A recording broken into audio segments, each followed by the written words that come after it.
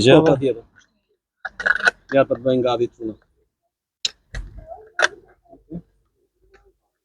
Zoti Ministër, çfarë presin banorët e Cerrikut nga zgjedhjet e pjeshme? Zgjedhjet e pjeshme është një vazhdimsi e punëve të mira të nisura në 2 vite më parë.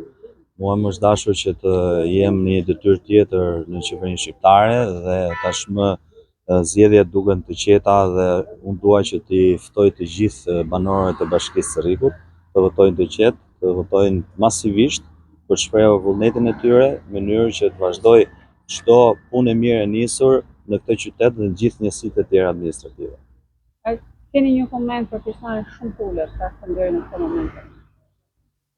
Pjesëmarrja mendoj që do të rritet, mendoj që njerëzit janë diku në punët e tyre, por gjithsesi është një moment që ne ta shohim në fund të ditës të gjithë procesin dhe dua që të gjej rastin nga këtu, të ftoj çdo banor të marrë pjesë në votime për të shprehur vullnetin e tyre ndaj votës së lirë. Afërsisht 3/4 e popullsisë së Cerrikut ndodhet në fshat.